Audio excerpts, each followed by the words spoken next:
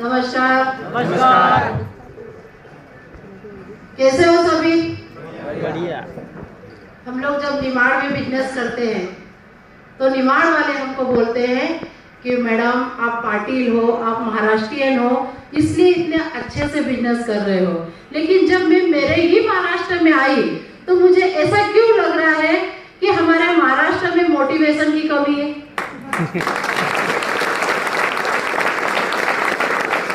तालियां बजानी है ना तो हमारे लिए मत बजाओ, खुद के लिए बजाओ, खुद के लिए तालियां बजाओ। खुद के लिए इसलिए बोल रही हूँ कि आपको भी माय लाइफ ने मौका दे दिया है। अगर इस हॉल के अंदर आपका एंट्री हो चुका है मतलब आपको भी ऊपर वाले ने करोड़पति बनने का मौका दे दिया है। मेरा नाम संतोषी पाटिल है और मैं खरगोन की रहने वाली हूँ। खरगोन निमाड़ है और निमाड़ के हम लोग रहने वाले हैं। और एमआई लाइफस्टाइल बिजनेस चालू करने से पहले मैं मेरी जर्नी शेयर करना चाहूँगी। यहाँ पर बहुत सारे मेरे एमआई लाइफ परिवार के डिस्ट्रीब्यूटर्स एवं न्यू गेस्ट बैठे इस हॉल के अंदर। मैं उससे बात करना चाहूंगी कि एमआई लाइफस्टाइल बिजनेस में मैं क्यों आई थी। यहाँ पर ऐसे कितने लोग हैं जो मुझे पहली बार देख रहे हो, सुन रहे? वेरी गुड, आप खुद के लिए जोरदार तालियां बजा सकते हैं। एमआई लाइफस्टाइल बिजनेस में मैं क्यों आई थी, मेरा आने का क्या कारण था। मैं एक छोटी मतलब 15-20 मिनट में मेरी जर्नी शेयर करूंगी। एमआई लाइफस्टाइल बिजनेस का पावर आपको पता चलेगा कि एमआई लाइफस्टाइल बिजनेस क्यों चाहिए और हम लोग बातचीत करेंगे। और कृपया मेरी बात का कोई बुरा मत मानना क्योंकि मेरी जर्नी वहां से स्टार्ट होती है। हम लोग सिर्फ बातचीत करेंगे। मुझे आप लोग ये दिल पे हाथ रख के बताइए कि कितने लोग अपने परिवार से प्यार करते हैं। कितने लोग हैं जो अपने परिवार से प्यार करते हैं? ठीक है। अब मेरा दूसरा सवाल है, कितने लोगों ने अपनी फैमिली के लिए 2-2 करोड़ रुपए अलग से जमा कर दिए? हाथ खड़ा करिए। प्यार तो हम कर रहे हैं ना, पर कितना प्यार कर रहे हैं ये आप लोगों को पता है? हम लोग कितना प्यार कर रहे हैं? जब तक हमारी आंखें देख पा रही है, जब तक हमारे कान सुन पा रहे हैं, जब तक हमारी बॉडी काम कर रही, उतना प्यार हम लोग करते हैं। बात का किसी ने सोचा है? नहीं सोचा है ना। यही कंडीशन मेरे साथ हुई थी। मेरी भी बहुत अच्छी फैमिली हुआ करती थी। आज से 15 साल पहले की बात बता रही हूँ। एमआई में आने की पहली मेरी जर्नी में स्टार्ट करना चाहूंगी कि एमआई में मैं क्यों आई थी। आज से 15 साल पहले की बात मैं कर रही हूँ। मेरी भी बहुत अच्छी फैमिली हुआ करती थी।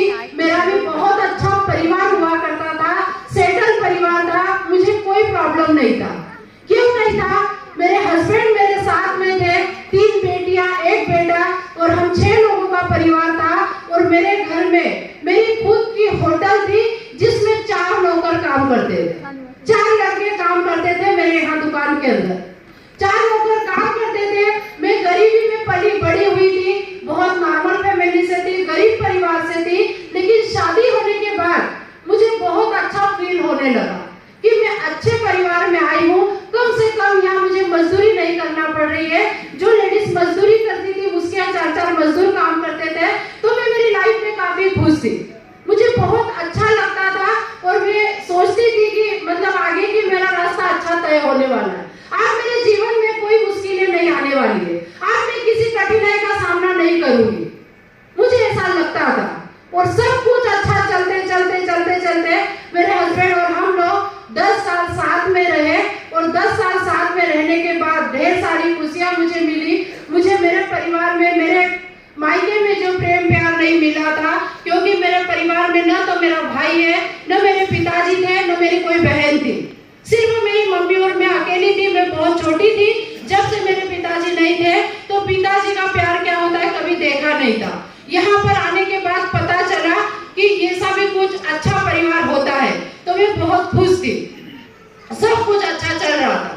दिन भर वो कमाने जाते थे, शाम को जब पैसा लेकर आते थे, पैसे की गिनती मैं करती थी, किसका कितना देना है, नौकर का कितना निकालना, दूध वाले का कितना निकालना है, पूरी गिनती मैं करती थी। और मैं खुद मालकिन थी, पैसे का देन लेन मैं खुद करती थी। तो मुझे ऐसा लगा अब मेरी लाइफ सेटल हो गई। जैसे आप पूरे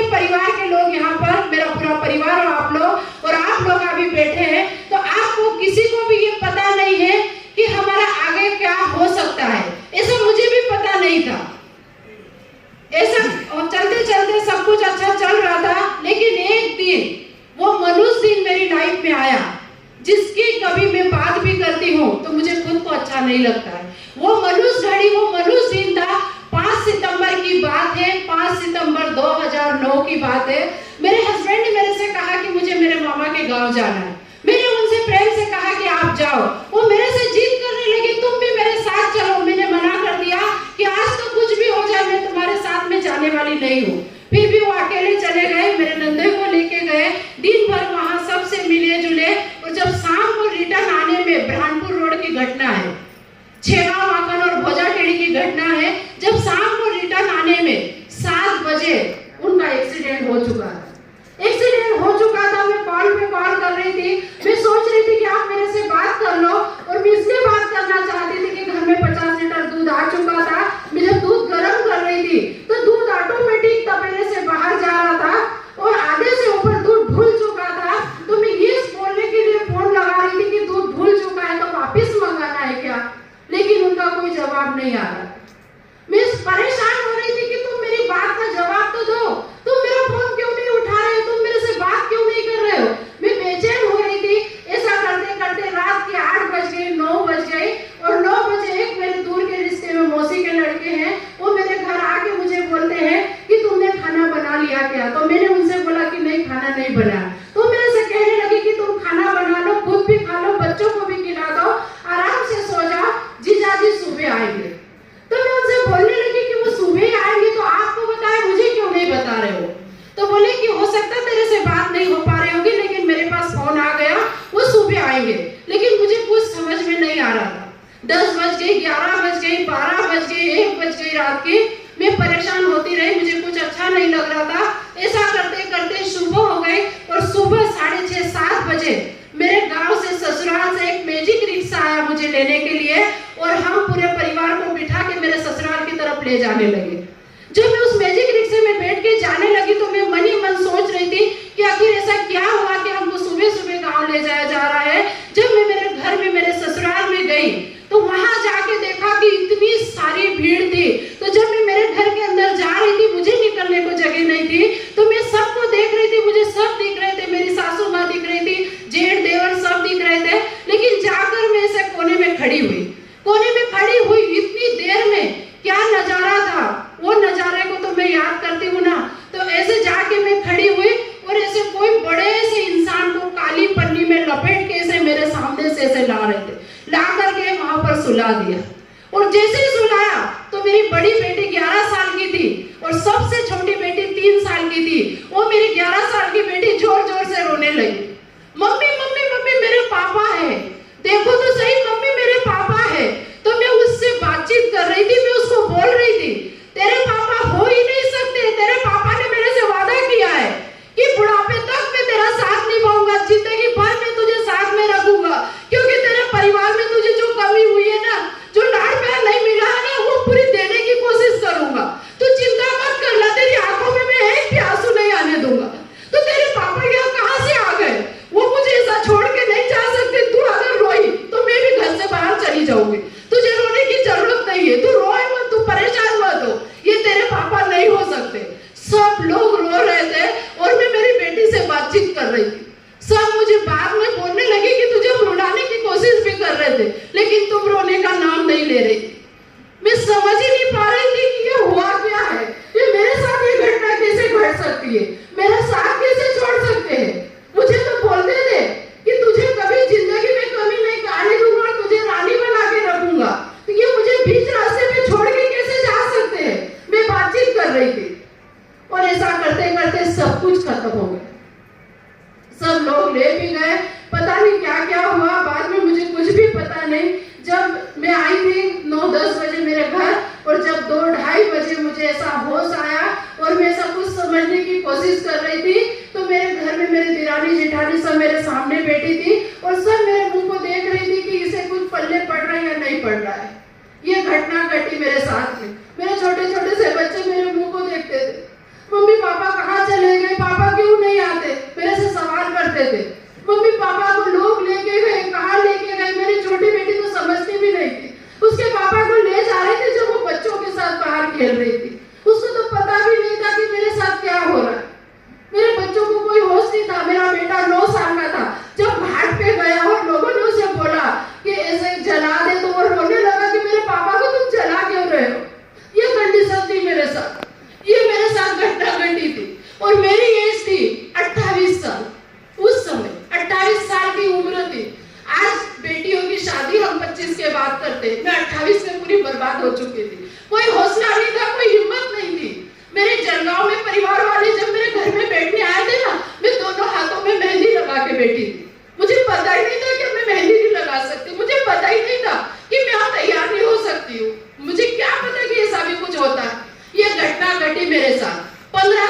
रिश्तेदारों ने बोला हम तेरे साथ है, तू डरना मत, तुझे किसी भी चीज की जरूरत पड़ेगी तो हमको फोन लगाना, हम तेरे साथ है।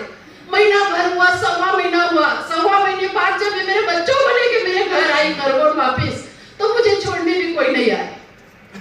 मैं 4 बच्चों को लेके मेरे घर पे वापस आई और उनके साथ जब मैंने मेरे घर का लॉक खोला तो मेरे घर में जाने की मेरी हिम्मत नहीं हो रही थी कि मैं अकेले कैसे रहूंगी, बच्चों की परवरिश कैसे करूंगी, इनके सपने कैसे पूरे करूंगी, इनके खिलौनों की जीत कैसे पूरी करूंगी, इनको पढ़ाऊं लिखाऊंगी कैसे, इनको कपड़े कैसे पहनाऊंगी, मैं अकेली करूं तो क्या करूं, तुमने ऐसा क्यों किया मेरे साथ, क्यों मुझे छोड़ के चले गए, ऐसा चिल्ला चिल्ला के मैं रोती थी। मुझे अड़ोस पड़ोस वाले समझाते थे परेशान मत हो, अगर ऊपर वाले ने बुरा किया ना तो अच्छा भी वो कुछ ना कुछ तेरे लिए सोचेगा, तो चिंता मत कर। सब ऐसे दादी अम्मा जो रहती थी वो मुझे समझाती थी। एक बार तो मैं माथे पे सिर पे वो आटा पिसाने की गेहूं पिसाने के लिए जा रही थी, तो मेरे मोहल्ले की लेडी से मुझे इस तरीके से देख रही थी, डब्बा वहीं पटक के घर आ गई और मैं बोलती थी कि सब लोग ऐसे मेरे को क्यों देख रहे हैं, तो बोले कि तू लोगों की चिंता मत कर, अब तुझे जीना होगा, तुझे बच्चों के खातिर कुछ करना होगा, अब तू ही माँ है, तू ही पिता है, तुझे सब कुछ करना पड़ेगा, ऐसा लोग मुझे बोलने लगे। जो घर में राशन था महीने सवा महीने का वो खा लिया। उसके बाद मैंने सोचा अब घर कैसे चलूं। होटल वाले की इनकम या कोई होटल वाला उनको पता होगी, डेली कुआं खोदो डेली पानी पियो, ऐसी इनकम होती है। जो बचत रहती है वो हम लोग बचाते हैं, बाकी पैसा बढ़ जाता है। कोई इनकम नहीं थी, कोई पैसा अकाउंट में जमा नहीं था, कुछ भी मेरे पास में पैसा नहीं था। फिर मैंने सोचा मैं क्या करूं, बच्चों की परवरिश के लिए क्या करूं। सब बोलने लगे तुझे कुछ काम की तलाश करनी पड़ेगी, घर बैठे बैठे कुछ नहीं होगा। लोग रोने के 6-6 महीने शौक मनाते हैं। मेरी हालत तो वो भी बची नहीं थी कि 6 महीने में बैठ के खा लूं, वो भी सुविधा घर में नहीं थी।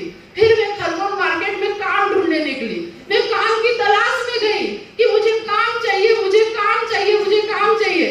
तो मेरे एजुकेशन के हिसाब से, मेरे नॉलेज के हिसाब से, मेरे अनुभव के हिसाब से खरगोन मार्केट के अंदर मुझे काम मिला, जिसके यहाँ 4 नौकर काम करते थे, जो डेली का हिसाब किताब देखती थी। उस लेडीज की कहानी अब चालू होगी, आप ध्यान से सुनना। मुझे काम मिला, कौन सा काम मिला? मेरे नॉलेज के हिसाब से झाड़ू पोछा कपड़े बर्तन का। अब कहानी चालू हुई मेरी। झाड़ू पोछा कपड़े बर्तन प्लस खाना बनाना। निजी हॉस्टल है, वहां भी मैंने रिक्वेस्ट की कि मेरे छोटे छोटे से बच्चे हैं, उनकी दाल रोटी के लिए मुझे काम चाहिए, मुझे काम दे दो। तो उन्होंने कहा कि भाई आप खाना अच्छा बना लेती हो। मैंने कहा हाँ, महाराष्ट्रियन लोग हैं, खाना मुझे बहुत अच्छा बनाना आता है, मुझे खाना बनाने का काम दे दो। बोले खाना ही नहीं बनाना है, 150 बच्चों का हॉस्टल है, झाड़ू पोछा भी करना पड़ेगा, कपड़े भी धुलते हैं और बर्तन भी मसना पड़ेगा। हमारे 13 भाइयों का स्टाफ है, उसमें तुम शामिल रहोगी। अगर तुम कर सकती हो तो आपको यहाँ काम दिया जाएगा। मैंने कहा मैं करने के लिए तैयार हूँ, लेकिन मुझे ये बता दो कि मेरी सैलरी कितनी होगी। उन्होंने कहा कि तुम्हारी सैलरी डिसाइड होती है दिन का 100 रुपया, महीने का 3000 रुपये। ये मेरी सैलरी डिसाइड हुई मेरे अनुभव के हिसाब से, मेरी सैलरी डिसाइड हुई मेरे एजुकेशन के हिसाब से। वहां मैं ड्यूटी करने लगी। सुबह 6:30 बजे बच्चों की बस आती थी, उसमें बैठकर मैं 5 किलोमीटर जाती थी। उधर से रिटर्न मेरी 6 बजे छुट्टी होती थी, तो उधर से पैदल पैदल आना होता था। तो पैदल पैदल मैं 8 बजे मेरे बच्चों के पास में घर पहुंचती थी। जब मैं घर जाती थी तो मेरी दोनों बेटियां छोटी थी, वो सो जाती थी। मैं बड़ी बेटी से बात करती थी कि क्यों बेटा ये बेटियां मुझे याद करती है। मम्मी बोले कुछ भी मत बोलो, याद ही नहीं करती है, बहुत परेशान करती है। पता नहीं पापा तो छोड़ के चले गए, मम्मी भी चली जाती है। तो बड़ी बेटी बोलने लगती थी मम्मी तुम काम छोड़ दो, हमको बिल्कुल भी अच्छा नहीं लगता। मम्मी तुम काम पे क्यों चले जाते हो और इतनी लंबी ड्यूटी के हमको देखने को नहीं मिलते हो। तो मेरी बड़ी बेटी को मैं समझा के बोलती थी कि देख बेटा अपने पास में 2 ही ऑप्शन है, मैं तुमको लाड़ प्यार दे दूंगी तो भूख से तड़प के मर जाओगे। अगर पेट पालन के लिए मैं जा रही हूँ तो लाड़ प्यार तो भगवान ने चाहा तो कभी भी मैं दे सकती हूँ। बस तुम ये दुआ करो कि तुम्हारी माँ जो रास्ते पे चल रही है वहाँ वो सही साथ कामयाब होगी, तुम्हारी दाल रोटी की जुगाड़ कर ले। मुझे कुछ होना नहीं चाहिए, आप इतना सिर्फ भगवान से दुआ करो। तो मेरी बड़ी बेटी मान जाती थी कि ठीक है मम्मी कोई बात नहीं। और मेरे घर में 3 साल तक त्योहार नहीं बना था। त्योहार इसलिए नहीं बना था कि पैसा नहीं हुआ करता था, पैसे के साथ टाइम भी नहीं हुआ करता था। मैं हॉस्टल वाले बोलती थी सर दिवाली को छुट्टी मिलेगी क्या, तो वो मुझे बोलते थे कि क्यों भाई दिवाली को तुम्हारे बच्चे भूखे मरते हैं क्या, तो मैं बोलती नहीं, तो फिर बोले कि यहाँ के बच्चों को कौन खिलाएगा, और अगर बच्चे छुट्टी चलेगा तो पूरे 3 मंजिल हॉस्टल है, उसके जाले झटके करो, उसमें पोछे लगाओ, उसके टेबलें साफ करो, छुट्टी नहीं मिलेगी। और वहां मुझे बाई बोला जाता था, और दिन भर काम करने के बाद मैं शाम को छुट्टी मांगती थी कि मुझे छुट्टी चाहिए, तो वो चिढ़ के बोलते थे क्या छुट्टी छुट्टी लगा रखी है, दिन भर काम कितना करते हो तो छुट्टी छुट्टी चिल्लाया करते हो, जब देखो जब छुट्टी दे दो छुट्टी दे दो। सर टाइम हो गया, हाँ तो बोले कि यहाँ कोई टाइम नहीं देखा जाता है, काम करो अभी, ये भाई को बोलो सब्जी बनाएगी, ऐसा मतलब चलता था। मैं भगवान से दुआ प्रार्थना करती थी, वे ईश्वर को बोलती थी कि क्या गलती हो गई मेरे से, जो इतना बड़ा दर्द झेलने को मिल रहा है, क्या गलती हो गई मेरे बच्चों से, जो उनकी परवरिश में कमी आ गई है, उनको माँ बाप दोनों का प्यार नहीं मिल पा रहा है, बाप को तो ऊपर वाले ने छीन लिया, माँ साथ में है, तो उनके पेट की जुगाड़ के लिए वो भी उनको प्यार नहीं दे पा रही है, ऐसा कब तक चलेगा, ऊपर वाला कब तक परीक्षा लेगा। मैं भगवान से दुआ प्रार्थना करती रहती थी, और दुआ प्रार्थना का फल ये निकला कि जो मेरे होटल के अंदर 4 नौकर काम करते थे, उसमें से एक नौकर बहुत ईमानदार था, 3 नौकर तो अपने अपने घर चले गए थे, लेकिन जो एक लड़का था उसने मेरा साथ नहीं छोड़ा था, वो मेरे साथ में आए दिन खड़े रहता था और मुझे हिम्मत देता था, तुम चिंता मत करो, हम दोनों मिलकर कुछ करते हैं, क्योंकि वो दूर के रिश्ते में मेरी सिस्टर का लड़का था, कहीं भी मुझे जाना होता था मुझे बकायदा लेके जाता था, और हम लोग साथ में रहने लगे, वो उनका काम करते थे, मैं मेरा काम करती थी। शाम को जब हम इकट्ठे होते थे तो हमारी प्लानिंग होती थी, क्या प्लानिंग होती थी कि ऐसे झाड़ू पोछे से आपका काम नहीं चलेगा, हमको कुछ तो नया सोचना पड़ेगा, तो नया क्या सोचे, हम मराठा पराठा सेंटर डालेंगे, हम कोई ढाबा डालेंगे, हम कोई होटल डालेंगे, ये प्लानिंग होती थी रात भर। और सुबह जब हम जगते थे तो उनकी ड्यूटी में मेरी ड्यूटी, हमारे पूरे सपने वही खत्म हो जाते थे। ऐसा चलते चलते चलते एक दिन ऐसा आया, और वो एक दिन वो मुझे लाल कलर की चैंप से लेने आए मेरे हॉस्टल के अंदर, डेली मैं पैदल जाती थी, और उनके पास में लाल कलर की चैंप थी जिसको लूना गाड़ी भी बोलते हैं, वो चैंप से मुझे लेने आए, और उनके चेहरे पे काफी स्माइल थी, तो मैं उनको देख के एकदम खुश हो गई कि बेटा तुम हंस क्यों रहे हो, अरे बोले घर चलो घर चलो, मेरे बोले हुआ क्या, क्या हुआ, अरे बोले घर तो चलो। वो मुझे घर लाने के लिए लेने गए, और रास्ते में मुझे बोलने लगे आज हम लोगों की किस्मत बदलने वाली है। मैंने बोला हुआ कि कुछ तो बोल, नहीं बोले आप अपनी किस्मत बदल जाएगी। मैंने कहा तुझे कौन मिला आज, बोले कोई भी नहीं मिला, सेंधवा से मेरा एक दोस्त आया था, और खरगोन में एक नटराज चाय की दुकान है, वहां पर चाय पीते पीते उसने मुझे एक राय दी है कि 2 प्रोडक्ट अभी नई कंपनी में आए हैं, वो प्रोडक्ट को अगर बेटा तू सेल कर देगा तो तेरे घर के बाहर भी गाड़ी होगी और मेरे घर के बाहर भी गाड़ी होगी। उसके पीठ पे मैं जोर से मार के हंसने लगी कि तू इतनी जल्दी बेवकूफ बन जाता है, तुझे कोई भी घुमा देता है, 2 प्रोडक्ट सेल करना है और उससे गाड़ी आ जाएगी, वाह बेटा बहुत बढ़िया, ऐसा बोल के उसको मैं हंसने लगी। उसने बोला नहीं ऐसा नहीं है, जो मेरा दोस्त है ना वो बहुत पक्के वाला है, वो कभी मेरे साथ झूठ नहीं बोलता, कभी गलत नहीं करता, मैं बहुत समय से उनको जानता हूँ। ऐसा बोल के मुझे घर लेके गए, और फिर एक दिन मुझे बोलने लगे कि शिरपुर में एक प्रोग्राम है, आपको वहां पर चलना है। तो मैंने बोला कि बेटा मुझे छुट्टी नहीं है, तो बोले कि कैसे भी करके छुट्टी निकालो, शिरपुर प्रोग्राम में चलो। शिरपुर प्रोग्राम में आई, यहाँ पर मेरे 60-70 लोगों का मीटिंग था, यहाँ पर मैंने मीटिंग अटेंड की, मैंने सुना देखा, तो वहाँ पर कम उम्र की लड़कियां भी आ रही थी, वहाँ पर जेंट्स भी आ रहे थे, महिलाएं भी आ रही थी, तो मुझे थोड़ा थोड़ा अच्छा लगने लगा कि यहाँ अगर ये बेटा मुझे लेकर आया है और जो दिखा रहे चीज तो अच्छी है, लेकिन पहला सवाल कि मैं तो अनपढ़ हूँ और इसमें हेल्थ के प्रोडक्ट है, मैं कैसे दे पाऊंगी किसी को, इसमें कौन सी बीमारी पे कौन सा प्रोडक्ट देना है, मेरे बस की बात नहीं है, ये बिजनेस मैं नहीं कर सकती हूँ, ये बिजनेस मेरे से नहीं होगा, गरीबी में पली बड़ी हुई हूँ, बिजनेस में जानती नहीं, डायरेक्ट सेलिंग क्या होता है, नेटवर्क मार्केटिंग क्या होता है, मुझे कुछ भी पता नहीं है, मुझे यहाँ पर बेटा मत लेकर जाओ, मेरे से नहीं होगा। वो बड़े जिद्दी थे, उन्होंने कैसे भी करके मेरी एंट्री करवाई, जैसे तैसे उन्होंने मेरा फॉर्म साइन करवाया। फॉर्म साइन करने के बाद वो मुझे बोलने लगे कि मैं करूंगा। तो फिर मैंने उनसे पूछा कि ठीक है, अगर तुम मुझे इतनी हिम्मत दे रहे हो तो मुझे ये बताओ कि तुम्हारी कंपनी कितना पैसा देती है, मुझे कितना दे सकती है।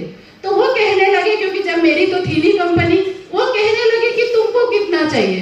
मैंने कहा मुझे 5,000 चाहिए, 5,000 रुपए चाहिए। अगर तुम्हारी कंपनी 5,000 दे सकती है तो मैं मेरा काम छोड़ने के लिए तैयार हूँ और मैं तुम्हारे साथ काम करने के लिए तैयार हूँ। उन्होंने कहा कि ठीक है, अगर मेरी कंपनी 5,000 नहीं देगी तो आप मेरे जेब से ले लेना, लेकिन हॉस्टल बंद करो और हम यहाँ नए जीवन की शुरुआत करते हैं और यहाँ पर अपन नया स्टार्टअप करते हैं, आप मेरे साथ में खड़े रहो। ऐसा करके उन्होंने मुझे हिम्मत दी। हिम्मत देने के बाद फिर भी मैं मेरा दिमाग लगाती थी, समझ नहीं पाती थी।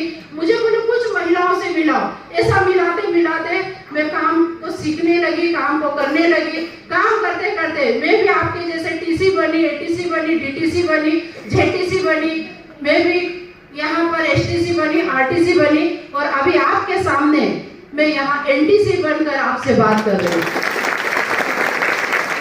यहाँ पर मैं उनका नाम लेना चाहती हूँ जो मुझे इस बिजनेस में लेकर आए हैं, मैं जिनके बारे में बहुत देर से बता रही हूँ, जिनका नाम है पूरे निमाड़ में, उनको निमाड़ किंग के नाम से जाना जाता है, प्रकाश जी पाटिल सर। और इसके में मेरे दामाद भी है और इस बिजनेस में मेरे ग्रेट अपलाइन भी है। उनके बाद जो हमको पल पल सपोर्ट किया, हमारे एमपी किंग सौरभ जी संधान सर, जिनकी भी बहुत अच्छी भूमिका रही हमारे जीवन में, हमारी पाटिल फैमिली में, जिन्होंने हमको उंगली पकड़कर चलना सिखाया। और सौरभ संधान सर ने जितनी भी हमारे घर में खुशियां आती है तो पहला चेहरा उनका दिखता है। तो सौरभ संधान सर के लिए भी मैं जोरदार तालियां चाहूंगी, क्योंकि उनकी वजह से, उनके सपोर्ट से हमारे जीवन में एक नई बहार आई। और साथ में हमारे डायमंड एग्जीक्यूटिव दिगंबर जी सोनोने सर, जब वो एसटीसी थे, एसटीसी पे हमारे यहाँ खरगोन जाते थे और बोलते थे मैडम जी आप बिजनेस करो, आपकी लाइफ चेंज हो सकती है, मैडम जी यहाँ कुछ भी हो सकता है, आप हटना मत, आप टिके रहना।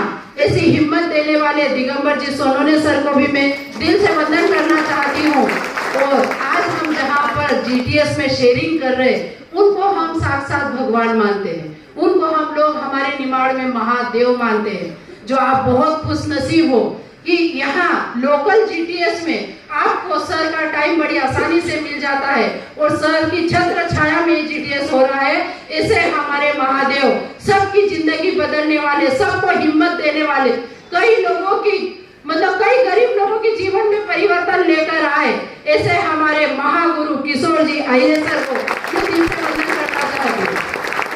यहाँ पर रेंट मिली बहुत बड़ी बात है मेरे लिए। यहाँ पर छोटे छोटे सपनों के बारे में बात होती है, कोई नया डिस्ट्रीब्यूटर होगा, कुछ माता बहनें होगी, कुछ भाई लोग होंगे, तो यहाँ सपनों पे बात होती है कि यहाँ पर आप बाय प्लेन ट्रिप भी कर सकते हो। तो मैं बाय प्लेन ट्रिप की बात करूंगी, एक शॉर्ट में बताना चाहूंगी। हमारे होस्टर साहब खड़े हो चुके हैं, वो ये बोल रहे हैं कि माइक छोड़ दो, तो मैं 2 मिनट टाइम लेना चाहूंगी कि यहाँ पर सपने की बात होती है कि बाय प्लेन जाया जा सकता है। तो जब मैं ऐसे जीटीएस में आगे बैठती थी और हमारे सीनियर बोलते थे आप प्लेन में बैठ सकते हो, तो मैं घर जाकर इतना रोती थी कि जीटीएस में मुझे ताने दिए जाते हैं। उनको पता है कि मेरे घर में खाने के वादे हैं और वो बोल रहे कि आप प्लेन में बैठ सकते हो। मैं प्लेन में कैसे बैठ सकती हूँ, मेरा तो कोई प्लेन में बैठने का सपना ही नहीं है, फिर ऐसा क्यों बोला जाता है। इतना नेगेटिव सोचने वाली ladies by plane Kerala, Kanyakumari गई, हैदराबाद गई, गोवा गई, यहाँ पर मैंने टूर किए। और आखिरी उड़ान मैंने अभी 1.5 साल पहले ट्रिप गया था, तो मैं एक पैदल चलने वाली महिला, एक झाड़ू पोछे वाली महिला, मैं दुबई होकर आई। दुबई में गई बहुत बड़ी बात नहीं है।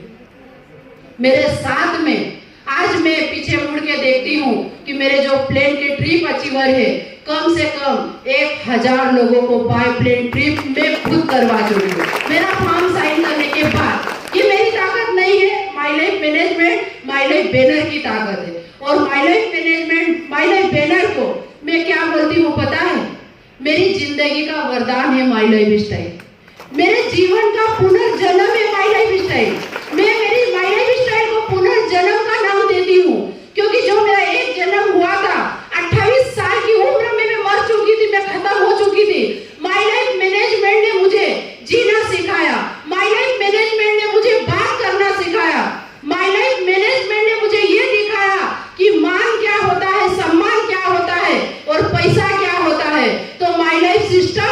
माय लाइफ मैनेजमेंट और हमारे जितने भी ग्रेट अपलाइन है और हमारी जितनी भी ग्रेट टीम है, सबके लिए एक बार जोरदार ताली अपने दिल से होना चाहिए। यहाँ पर जो बंदे ने कहा था कि 2 प्रोडक्ट सेल कर देगा तो अपनी कार आएगी, तो हम लोगों के घर में हम 3 कार के मालिक बने हैं और साथ में 3 स्कूटी हमारे घर में। 3 कार। सबसे पहले कार हमारे जीवन की थी सेलेरियो कार, उससे हमने वर्किंग किया और अभी मेरे खुद के नाम पे मेरा खुद का 13 लाख का कार होंडा कामेज, जिसको मैं मेंटेन करती हूँ और मेरी 3000 सैलरी हुआ करती थी। मेरे ड्राइवर को मैं 10,000 सैलरी देती हूँ। मैनेजमेंट की ताकत है। और जो लड़की थी 11 साल की, जिसको काफी दिक्कतें आई थी, वो कौन है? वो मेरी बड़ी बेटी है, प्रकाश सर की वाइफ है। और जो बेटी ने दिक्कतें उठाई थी, वो बेटी आज टाटा हैरियर सनरूफ से बाहर निकलती है।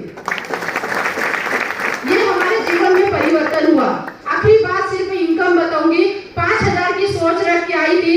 5,000 का सोचा था कि अगर एक अनपढ़ महिला के हिसाब से 5,000 भी आया तो अपने घर की अच्छी से दाल रोटी चलेगी, बच्चों की अच्छे से परवरिश होगी।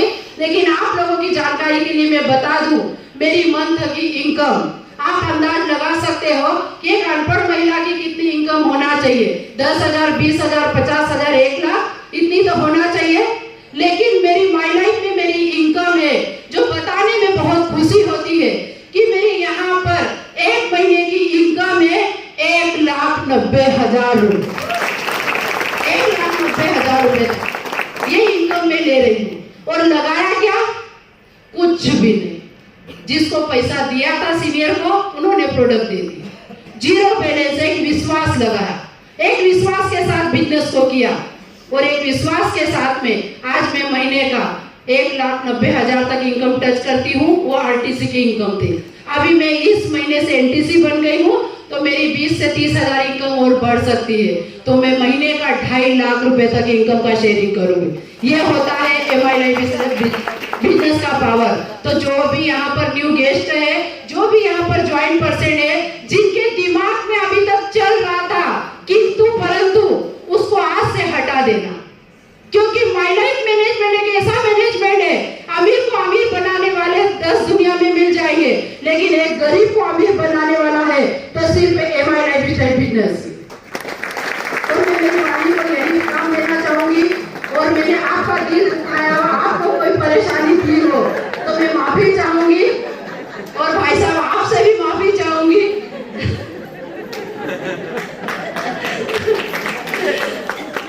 तो मैं मेरी वाणी को यही विराम देती हूँ। जय हिंद, जय लाइफ स्टाइल।